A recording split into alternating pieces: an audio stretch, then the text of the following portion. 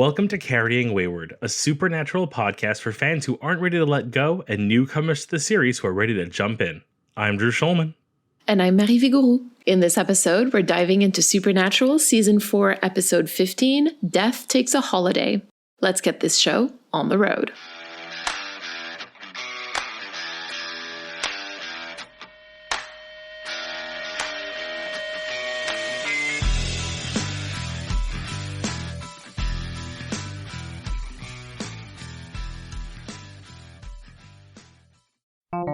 Hi everyone. Due to the nature of this episode, we will be discussing gun violence in our reflections and our call to action. If that's not something you want to hear us discuss, you can skip this episode or that section entirely. We don't mind. We just want you to feel safe and take care of yourselves. Thank you. This was an interesting episode. I didn't expect as many ramifications as there were. I'm going to assume very clearly that the long game, we're going to talk about Pam a little bit. But I just didn't expect this to be goodbye to Pam. I'm a little heartbroken. I know. I feel like lately the episodes have been about kind of showing us that the creative team means business and that no one is sacred or no one is off limits kind of thing. And Pam is one of those. I appreciate when a show can do that because it shows they're not afraid to pull a punch here and there. While I don't expect we'll ever let one of the brothers fully die, and I'm pretty safe in saying that the two of them make it to the end, I unfortunately already know that some characters, despite making it very close to the end, are not safe. I feel like there was more to her story, more they could have used her for, more plots that could have driven with her, and they just kind of got rid of her a little unceremoniously. Anyways, I'm getting ahead of ourselves. Let's start with the recap. How about that? I'm ready. Count me down. 3, 2, 1. Cold open on some guys walking out of a bar. One of the guys accidentally ends up getting shot. Accident, whatever. But he lives miraculously. And then the brothers are all like, let's look into this town where no one seems to die. And the last person to die was some poor kid. So they go to this town. Can't figure out what's going on. Interact with Alistair, which is all like, oh, we're screwed.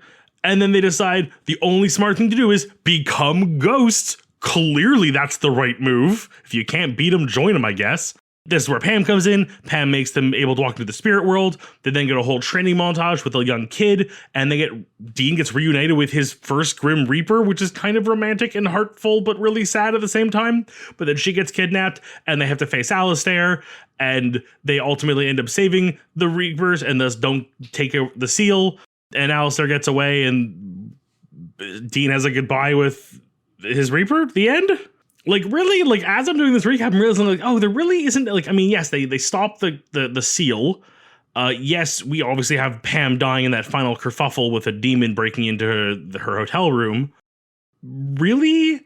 No permanent damage is done? And I don't feel like we grow too much.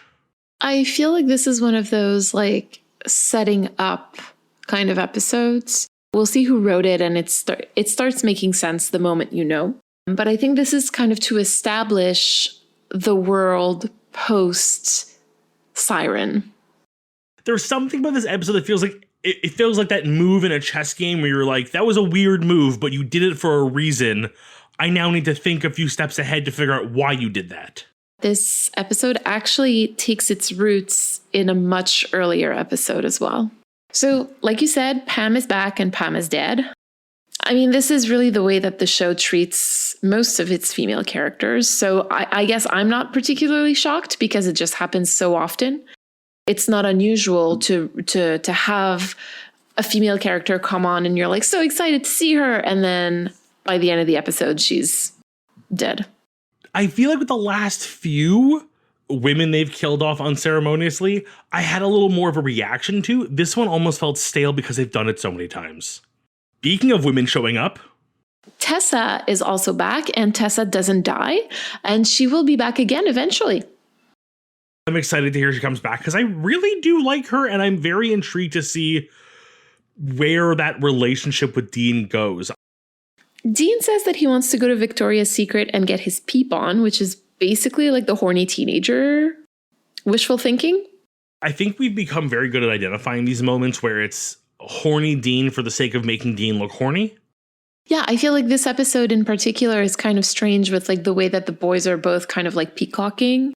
Tessa also gives Dean his memory back from the day that John died. Now I have a question. Does this mean that Dean remembers John apologizing to him? Oh, but that opens up some doors. I'd have to go rewatch that apology scene and think about it now. I remember that when we were talking about In My Time of Dying, I was particularly upset that he didn't remember. I had completely forgotten at the time that he would remember eventually. And now that he remembers, it's sort of like opening this door for me to say, okay, does anything change in the way that Dean is expressing himself and particularly expressing his grief about his father from this day onward? Now, keep in mind, it's also very possible that the writers just kind of did that for shits and giggles and then like didn't think about the John apology at all. Interesting little tidbit. When I went back, because when I realized that this was kind of ongoing, that there were a lot of like little callbacks to In My Time of Dying, I went back to our notes for this particular episode, and I realized that this was the first time that the phrase angel watching over you was used. And it's used again in this episode. And it kind of made me think about how those two episodes are related both in theme and now in verbiage as well. Well, I think repetition is an amazing tool. It can be considered cliche, but I think it really gets a point across sometimes. So with the assumption that kind of like the way we're reviewing the episode, they realize we're bringing Tessa back. Let's go back and watch that episode and get some reminders of what happened with them. That whether it was subconscious or on purpose that line would carry over, I think does just strengthen that relationship with the two episodes. We'll talk again a little bit more about that in story time. There's this super relatable moment when basically Dean and Sam are kind of realizing that they're getting older. It basically happens when Dean references Mr. Miyagi and Cole has no clue who he's talking about. I just find that a little too relatable at my very advanced age of 34. As someone who's about to turn 33, we're all still children on the inside. I get this. I had that very nice experience of going back, being in school with people who were several years younger than me because I changed programs back when I was in college or CEGEP. I got to experience this firsthand in a few small cases where someone was only a few years younger. I feel like this case is a bit exaggerated because given the age difference between even just Sam being the younger of the two and this child, I mean, it's a pretty huge age gap. Listen, I finished my undergrad at age 30. I know what it feels like to have a very big age difference with your classmates. I don't even know what age you're supposed to finish an undergrad at. That's how bad I was in school. I didn't even go that far. We get a hint at the 4 horsemen of the apocalypse when Alistair talks about an old friend and his 3 amigos. Who, funny enough, apparently don't ride horses according to him, which is a little bit, I don't know, just a little upsetting. I feel like that's kind of a major part of their lore. I'm a huge fan of the 4 horsemen. I think there's such a cool myth and legend about them, and I just love them. And if this means we are going to meet any of them, let alone all 4 of them, I am beyond excited. There is also a lot of talk of miracles in this episode, and it also concludes with basically this idea that there's no such thing as miracles. So this kind of puts us on alert for the rest of the season, and also, I guess, for the rest of the series in a way. I was kind of hoping that maybe we get like one, like, I don't know, something crazy from God or something. Like, yeah, I can do one every so many years and you've used yours up. Well, I can tell you for sure that we at least get one very concrete miracle. You know what? I will take that. That's going to be really fun. I hope. Maybe it's a dog. You never know, right? Could be a miracle puppy. And finally, we'll talk about this in critical time, but there's an in memoriam note at the end of this episode dedicating the entire season to Kim Manners. Well, on that note, why don't we head to story time because we do have a lot to talk about this episode's too. This week, our theme is regret. And the etymology of regret is? I first like to kind of know like what comes to your mind when you first hear regret, because it's a word that we tend to use often, but that we don't necessarily have to explain all that often. So I'd be curious to see like what is your understanding of regret? To preface, I do discuss regret, or at least some personal regrets, in my reflections and call to action this week. So it's definitely top of mind because they're pretty fresh. But I guess regret is, to me, that looking back at something and wishing you had done something differently? It actually comes from the Old French regretter, which itself comes from Germanic greet, but not greet as we know it today in modern English. Greet as in weeping or crying. The word regret comes from the idea of mourning, weeping, and lamenting. And when I found this out, I sort of realized that regret is a form of mourning. When you regret doing something or not doing something, you're mourning your life as you think it would be if you had or hadn't done that thing. So we're basically going to try to keep that in mind as we discuss the choices of Sam and Dean in this episode. And although I really do feel like this week, it's not so much about a concrete choice that happens in the episode and more of like something that's ongoing or stuff that they're kind of remembering perhaps. And a bit, I guess, a part of an argument that's been brewing for some time and that's kind of becoming inevitable. When you think about regret, like we said, it's less of the choice made or not made. It's more the looking back at choices. So if I can dive right into discussing our tallest bean, Sam, he lies to Dean about the encounter with Alistair in the cemetery. And that lie just felt lazy. Like he wasn't even trying to cover up what he was doing. We've seen these two lie to each other, to other people, to cover things up. I mean, how long did Sam keep this whole thing under wraps for so long? And then his big story here is, yeah, Alistair just couldn't push me away demonly and then just left. Like, yeah, there's more to this. And the fact that Dean doesn't really, like, dig into it feels really out of place.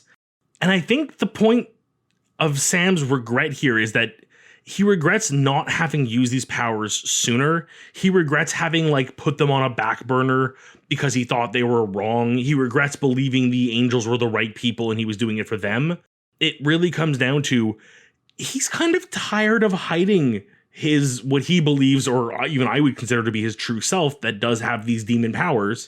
And he is now living without those regrets and letting himself be. So when it comes to what happened, technically, as much as I called it a lie, it was, yes, an omission of all the details, but at the end of the day, it's Alistair tried, couldn't do it, and before I can confront him, he left. I completely agree with you. I think that he regrets not using his powers sooner, particularly like I think that he regrets having stopped training with Ruby. You know, I know that it's not explicitly stated, but I really think that that's what it is. I think that he's thinking that if he had chosen to continue with the training, whatever it is, then the heartbreak of this episode wouldn't have happened. Pam would still be alive, Cole would have gone with the Reaper immediately, and so would the other people in town, I guess. But because maybe he would have been able to exercise or to kill Alistair earlier, and I think that he feels responsible for all of that. The choices made this week were more decisions made because of their regrets. It almost works backwards in a bit, where usually we discern the theme from the act. Here, the act is discerned from the theme. So, like you said, because he regrets not having trained with Ruby, he regrets hiding these powers from himself and from people, he feels responsible now, and he's now acting differently because of those regrets to try to undo what was done. Right, exactly. He feels like he's atoning for that action, essentially. And, you know, another one of those actions that he takes that he does not feel bad about is that promise to Cole. That hurt more than I think most things the show has done to us. Just Sam, who is the goodest boy, outright lying to a child. And like, yes, I understand the greater good. I understand it, you know, the ends justify the means. But at the same time, like, that was just cold. It's a very uncomfortable episode in many ways. And I think that that was definitely one of those moments.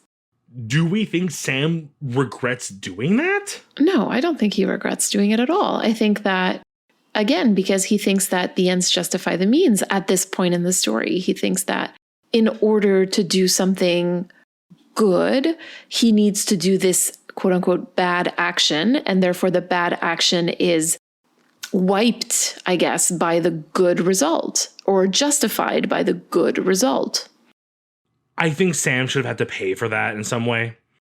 I think, because I feel like when Tessa finally does come for Cole, Sam's not there. Like, Sam should have had to be there and watch this child realize his lie. Yeah, you're mad. You're mad at him. I mean, I don't know about you, but Tallest Bean, go stand in a corner. Let's talk about the good brother today. I think a part of this episode is about lying to make people feel comfortable, right? The whole discussion between Tessa and Dean about you're going to a better place, you know, at least they're no longer in pain kind of thing. Like there's this idea that lying to comfort someone is okay. But I would say that in this case, I don't think it was for Cole's comfort. I think it was for the mission. And so I think that's why it's not sitting super well with me. What do you have for Dean this week? Well, I think that Dean's regret in this particular episode is that he didn't go with Tessa in 201, In My Time of Dying.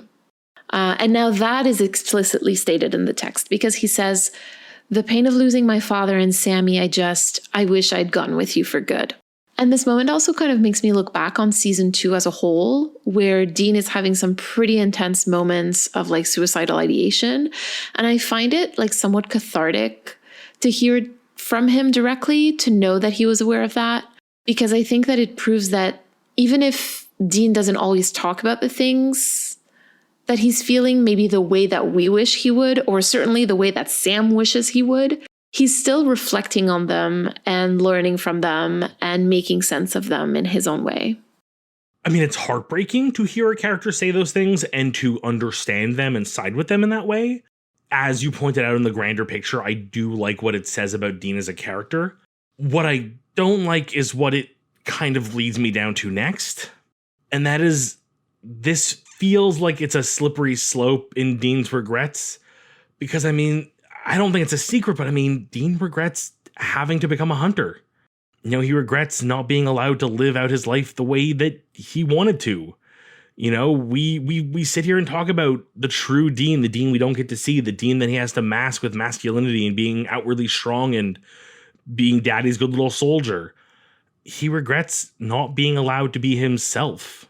Weirdly, to tie to another episode that is not 201 for once, I think we see a really true example of this specific regret in Dean when he first meets Joe.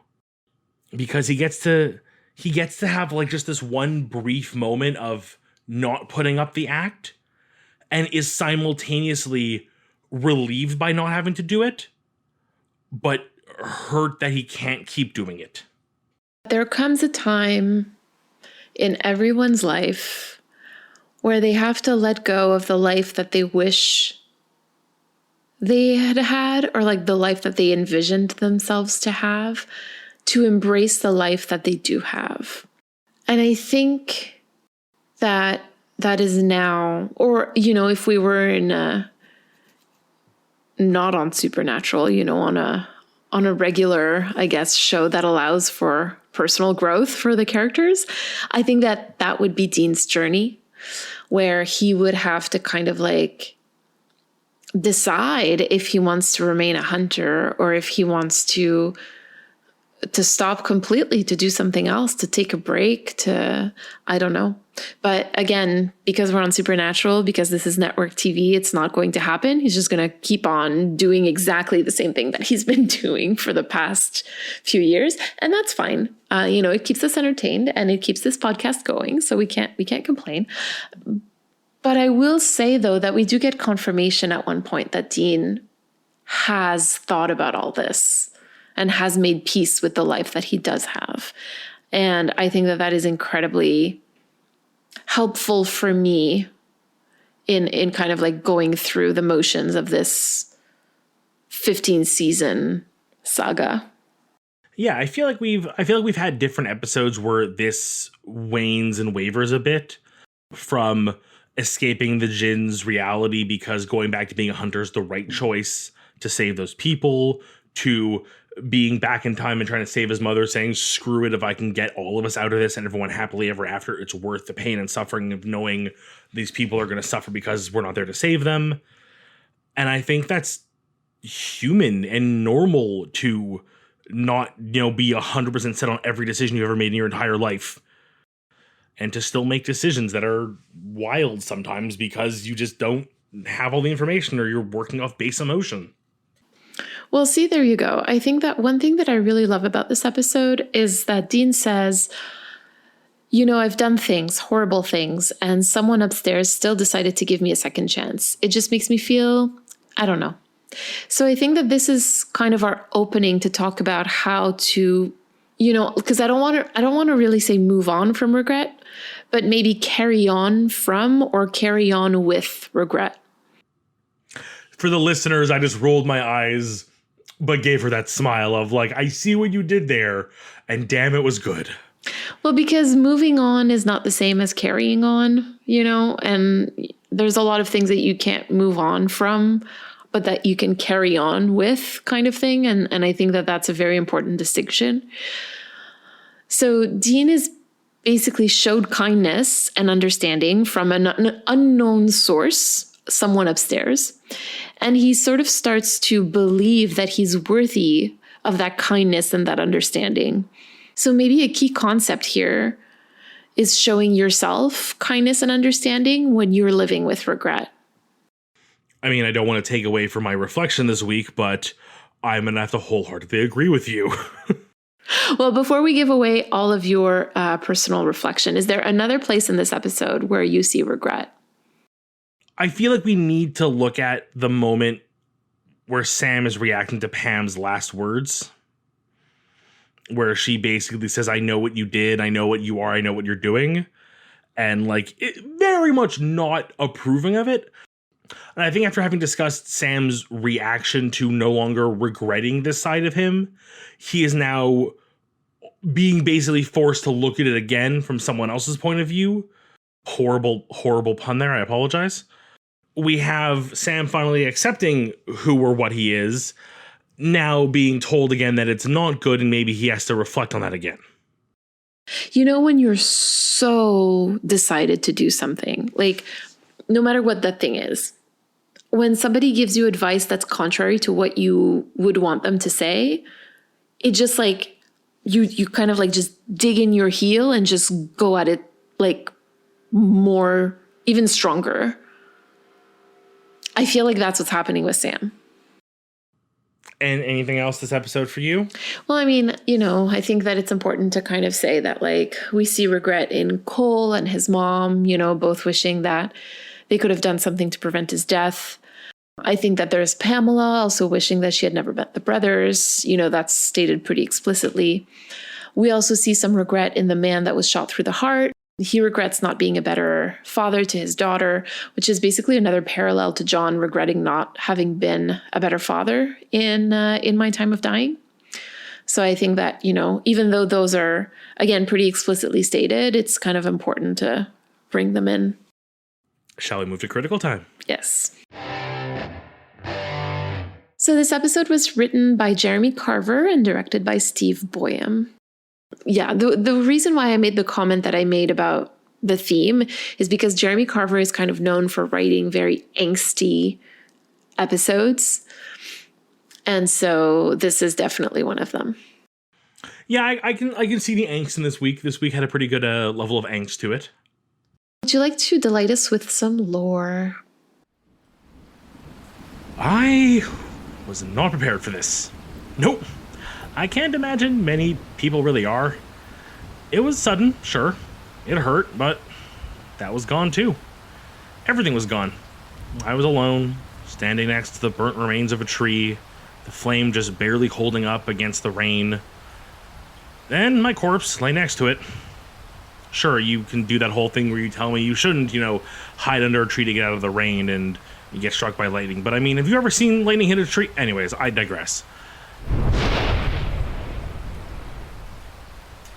I'm still here. I'm still standing here, not moving, as if somehow that'll help, like I'm facing a T-Rex in Jurassic Park. I'm watching as several figures congregate nearby. Damn, like 4 more just showed up? And not even like they arrived, like there's sort of just more of them now? Huh. It's weird, and I can safely assume there's probably a cultural reason for this, but most of them do look familiar. Not like I know the guy kind of familiar, but like I've seen his picture, or well, a depiction of him, mostly in fantasy material, Because up until today, I never really assumed a picture of a black cloaked skeleton with a scythe was real, but hey, there they are. Or she. You never really think about the gender of a skeleton, do you? I mean, really, why would you? Oh man, did 2 more just show up?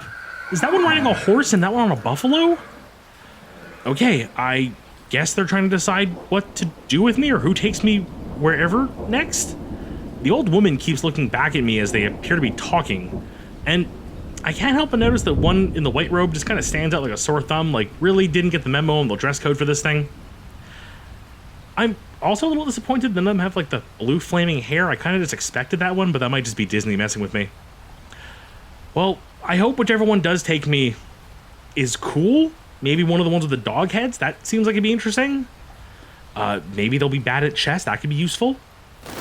No, wait, I want that one. The sword-wielding bird lady. Yeah, sword bird lady, that's the one I want. Take me, I'm good, let's go. There is a lot of Reaper lore in a lot of cultures. I feel like this is one of those ones, again, where just every single region of the world, culture, religion, myth, history, they all have their variant of when you die, your soul is taken somewhere else to whatever lies beyond, whether that be the dog-headed ones like I mentioned, Anubis in Egypt, whether that be the classic Americanized version of the Grim Reaper with the cloak and scythe, whether that be the burning corpse of a Japanese woman in some cultures. There's something for everyone. They all have their own stories. As I said, I'm a little bummed that none of them have a blue flaming head like Hades did in Hercules. But I had to end it with 2 of my favorite references, which is obviously the holy battlefield that is the Norse afterlife where you were taken with the Valkyries, and also the classic whole playing chess with death to try to get out of your deal, which I assume would be a bigger deal. Like I looked up like playing games with death because of that whole like it's been satirized by so many different things. I'm obviously thinking of Bill and Ted, the second movie here. There's like one story where a guy plays chess with death, not because he thinks winning it will save him, but because it will keep him on Earth longer. And then it just spiraled into a bunch of parodies from there. That's too funny. I just thought it was a really funny thing to do with death. And I just think there's such an interesting creation for so many different cultures. So I just like the idea of trying to bring as many as I could into a weird scenario and be the outside observer for once. You're going to need to think a lot about death, actually. Wow, that's not a menacing thing to say to somebody. Right, no, I'm so sorry. I feel vaguely threatened. It's not a threat. It's a promise. It's a promise. Oh no! It's a warning. If I ever like disappear for a few recordings and you're like, where did Drew go? Go check with Mary. Mary, what do you have for us this week? So I promised that we would talk a little bit more about it, so here it is. At the end of this episode, we're showed pictures of Kim Manners on the set of Supernatural with the caption, "We dedicate this entire season to Kim Manners. We miss you, Kim." So you and I, Drew, are going to be discussing a roundup of the episodes that he directed on our post show, which you can find on Patreon or Ko-fi. But the last episode of Supernatural that he is credited with directing was actually Metamorphosis. He also directed a lot of episodes for The X-Files, which honored him by having Mulder sit against a gravestone engraved with Kim's name, date of birth, and death, as well as the phrase, "kick it in the ass." And we're going to be hearing that phrase on Supernatural quite a bit. And every time it's always going to be a very conscious nod to Kim, because he was really known for saying that often. Kim died of lung cancer in January 2009. And one last note about the constant callbacks to In My Time of Dying in this episode. Kim is the one who directed it. Oh, that is like a perfect cherry on top. Oh, you know, an episode about death that called back to an episode about death. And that while, yes, I feel like some of the story this week was kind of talk about how we lie about death sometimes. We try to make it feel better than it really is. There's a part of me that feels like someone who worked on a show like this, who put that kind of passion into these types of shows, really would have connected with that kind of episode. Like, that's purely from my own point of view, but I feel like Kim having his name attached one last time to this episode in that way would have really like respected that. Certainly. Let's go and have a look at what our community has to say this week. This week we have a message from Lucia, and before we listen to it, we want to remind you to send us a 3-minute voicemail. Where do you see regret in Supernatural? What do you think Cass regrets? Or to respond to anything else we discussed today, you can use the recording app on your phone and just email us the recording at carryingwayward@gmail.com. Hey guys, it's Lucia. I had some additional thoughts on what happened in Monster Movie after listening to Marie and Drew talk about Dean and the mask that he puts on, and I just thought I'd send him over. I thought everything that they said was so important, talking about how he puts on this mask of this hyper-masculine womanizer, and I wanted to point out that we kind of have some understanding of why that is from previous seasons, and that's his need for intimacy, and also that it's something that I think is going to be a reoccurring thing in the future. But it's most evident now, and so I want to dig a little more into it. So one thing to point out is when Dean comes back in season 4, there's nonstop just anxiety and trauma and stuff going on up until this point. This is the first time that he really gets to take a break. It's also, he still remembers hell, where for him it was about 40 years. So we're not just talking like a few days or weeks or even month or two of trauma, but for him, it's been decades. And he's just now reaching a point where he's able to slow down and cope with that. And when you go through trauma, your body, when you get to the end of it, or any sort of like interlude in the trauma, and your body kind of catches up to it, it almost crashes.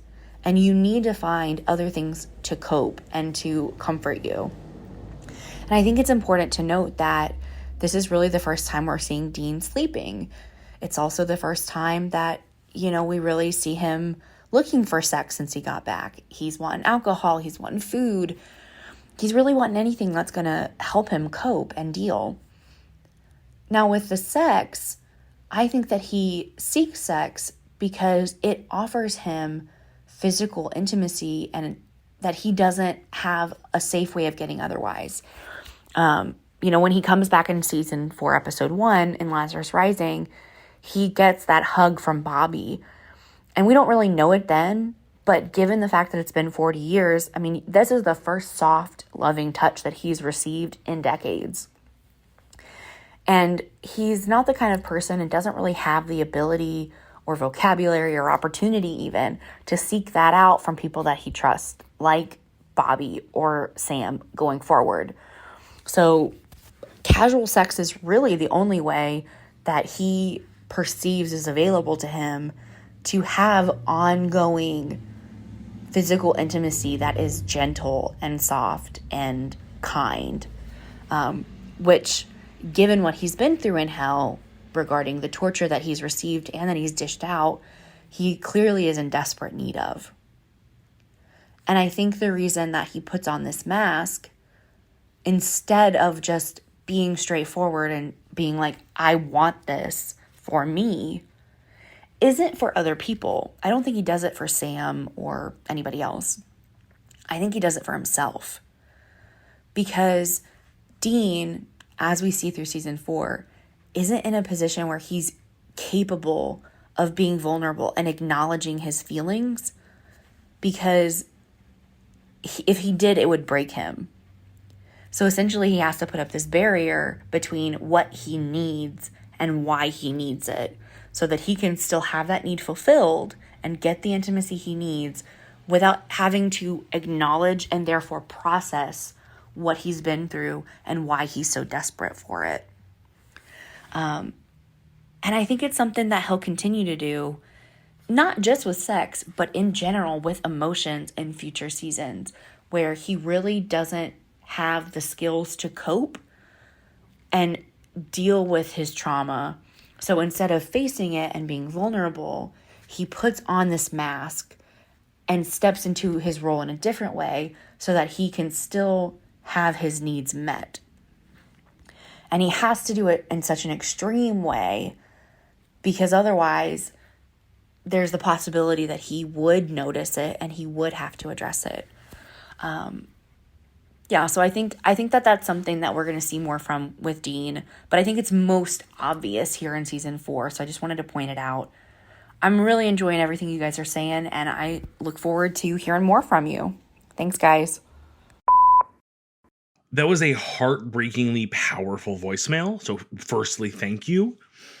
Secondly, I am now almost brought to tears. I had a moment while listening, thinking about that hug with Bobby and how that was the first human connection he'd had in 40 years.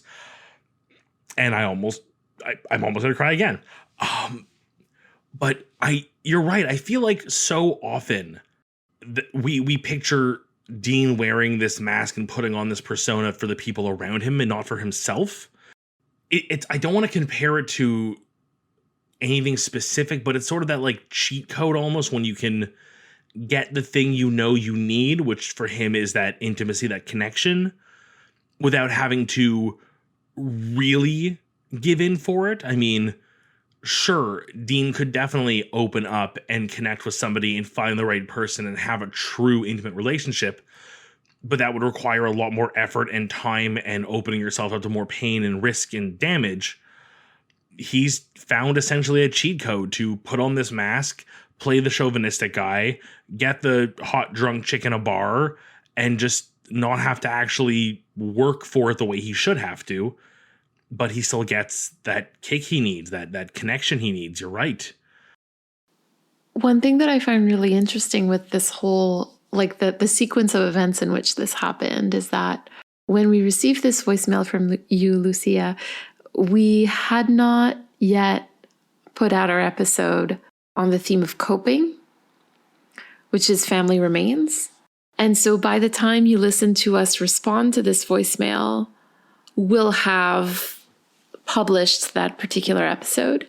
I just think it's really interesting because a lot of the things that you bring up about Dean coping are things that we do talk about in that episode. So I think that, my response is going to be a lot about things that we've already talked about.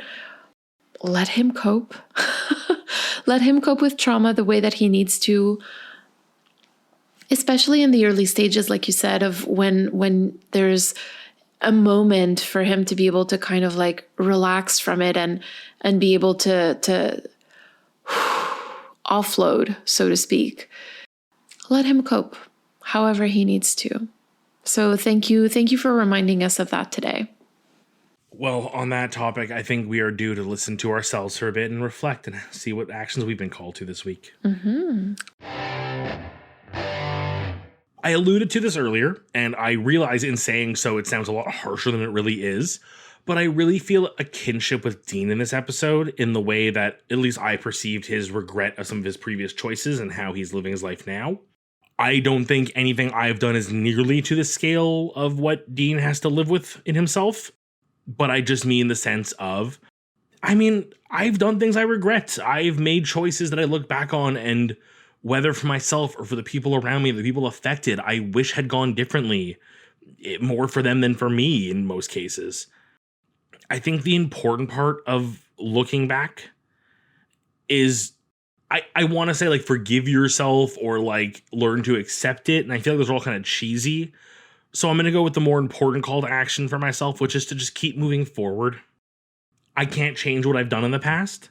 As someone who only came out of the closet a year ago as pan, it's been a weird weight off my shoulders. It's not one that I expected to feel the way I did, but it really has had an effect. And there's the part of me that regrets not having figured it out and done it sooner. But then there's the part of me that goes, well, tough shit, was I ready to? Was it the right time? There's 1,000 what ifs back there. But what I can do is I can look towards tomorrow and make decisions going forward. I can't let past Drew haunt me. And you, my dear? Well, this was a very somber and emotional episode for many reasons. So I figured that I would go with the flow. because we had originally scheduled to record this episode the day after the Uvalde shooting. And I could not. The grief was just too big. And the themes were too close to what we were going to talk about. And as our listeners probably know by now, I survived a school shooting in my late teens, and I developed post-traumatic stress disorder from it. I'm usually really good at handling news of mass shootings now, since I got treatment specifically for it. But some of them are still devastating. And those where the targets are children are the worst. So my call to action isn't going to be a political one, because to me that's a given.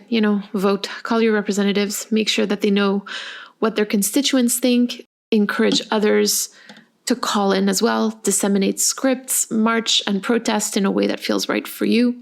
My call to action is to me and all of the people who have been affected by gun violence.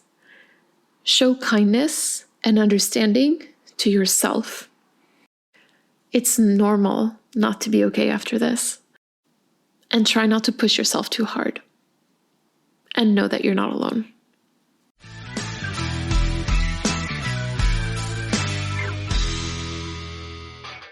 You've been listening to Carrying Wayward, a supernatural podcast produced by Rochelle Castellano, hosted by Mary Vigouroux, and myself, Drew Schulman.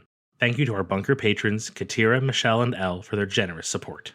This week, we'd like to thank Lucia for her message. Help us keep the conversation going. You can send us a 3-minute voice recording at carryingwayward@gmail.com. Follow us on Twitter, Instagram, TikTok, and YouTube using @carryingwayward, and leave us a rating and a review on your podcast service of choice. And don't forget to join our Ko-fi or Patreon for perks and extra content. You can use the link in all of our social media bios or go directly to carryingwayward.com. And carry on, our wayward friends. Mwah, mwah. From Fluffy. You have food, sir. There's no need to scream. I have things to say, and you have a microphone.